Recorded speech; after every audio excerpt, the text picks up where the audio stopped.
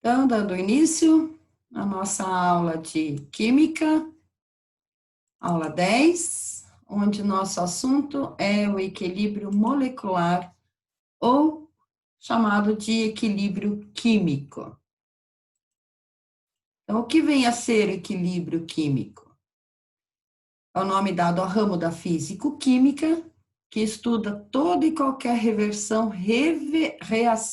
reversível, na qual existem duas reações possíveis. Uma direta, em que os reagentes transformam-se em produtos, e uma inversa, em que os produtos transformam-se em reagentes. Então, toda reação química possui uma velocidade. No caso das reações reversíveis, a reação direta tem a sua, enquanto a indireta tem a dela. E o processo só entrará em equilíbrio químico quando as duas velocidades tornarem-se absolutamente iguais. Então, aqui a gente tem uma reação hipotética, onde o reagente A e o reagente B vão reagir entre si, produzindo os produtos C e D.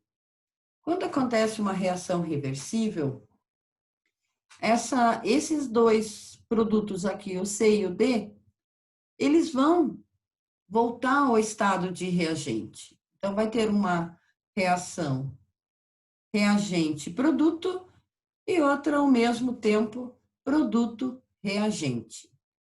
Quando as velocidades delas se tornarem iguais, ou seja, quando a concentração dos produtos ficar constante e a concentração dos reagentes, né, e dos produtos também, não que eles sejam iguais, mas quando eles ficam constantes, vai haver esse equilíbrio químico.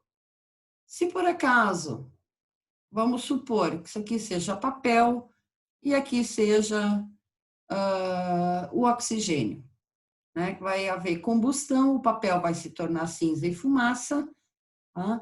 Quer dizer que a gente não pode juntar novamente cinza e fumaça para produzir papel e oxigênio. Então, nesse caso, não existe reação reversível, tá? O papel queimou, pronto, acabou. Não existe mais a reação onde os produtos vão se tornar reagentes.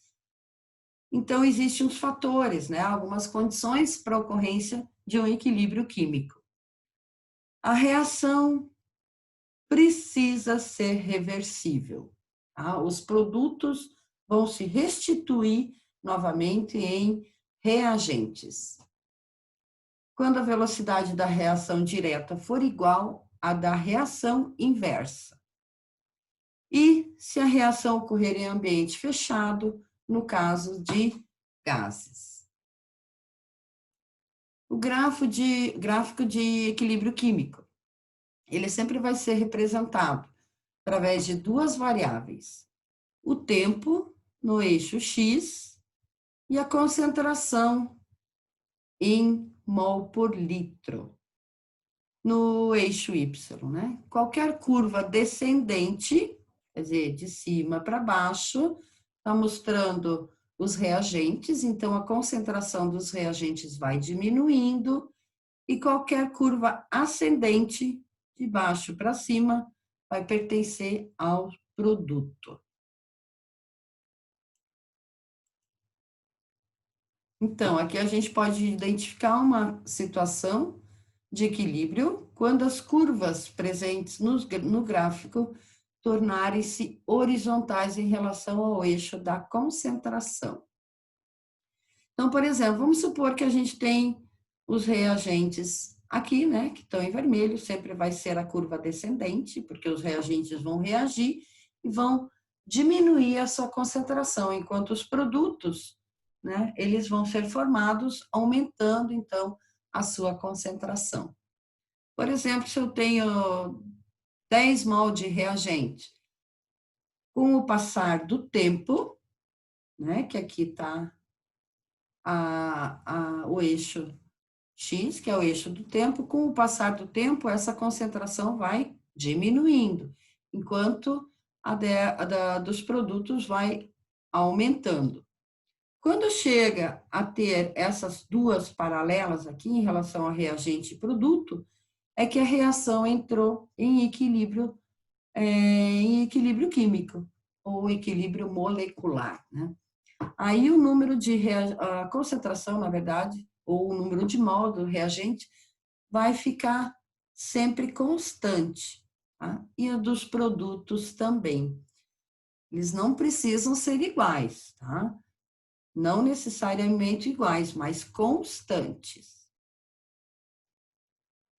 Aqui a gente tem exemplo, né, de um equilíbrio químico gasoso. A gente também pode chamá-lo de equilíbrio químico homogêneo. Quando eles são chamados de homogêneo, é porque a gente tem os componentes no mesmo estado físico. Por exemplo, 2NO2 gasoso, formando 2NO mais O2, também no estado gasoso. Então, eles são homogêneos. Aqui mais um exemplo, né? Equilíbrio com partícula sólida. Aqui a gente já tem um equilíbrio químico heterogêneo. Por quê? Porque a gente tem o sólido, vai se transformar, então, em sólido e gasoso. Então, os estados físicos são diferentes. Então, vocês podem perceber que 2Al, 2O3 vai se transformar em 4Al, que é 4 mol de alumínio, né, no estado sólido, e 3 mol de oxigênio no estado gasoso. Lembrando que essas equações estão sempre balanceadas, né? Se a gente contar o número de átomos de alumínio e oxigênio aqui, a gente vai ter o mesmo número de átomos de alumínio e oxigênio nos produtos. Mais um exemplo, né, de equilíbrio com participante dissolvido em água, meio aquoso. Então, carbonato de cálcio, CaCO3, mais 2 mol de cloreto de ácido clorídrico, aliás, se transformando então em cloreto de cálcio, mais dióxido de carbono, mais água.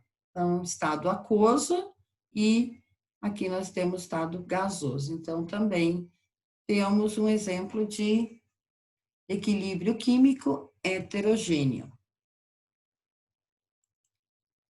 E o último exemplo, também temos estados físicos diferentes, né? Então, equilíbrio com o participante líquido. Portanto, a equação também está em equilíbrio, mas é heterogênea por termos vários estados físicos nessa reação. Aqui a gente tem o etanol, né, líquido, vai reagir com o oxigênio. A gente usa isso, quem usa álcool no carro, né, acontece essa reação aqui. Então, mesmo sendo o álcool um produto mais limpo, ele também libera gás carbônico na atmosfera. Então, de cada mol utilizado de álcool, com 3 mol de oxigênio, a gente vai ter 3 mol de gás carbônico e 3 mol de água, os dois no estado gasoso. Então, essa aula foi realmente muito rápida, mas na próxima aula a gente vai já entrar na constante, né, de equilíbrio, onde faremos exercícios também para aplicar essa teoria. Então, encerrando nossa aula hoje,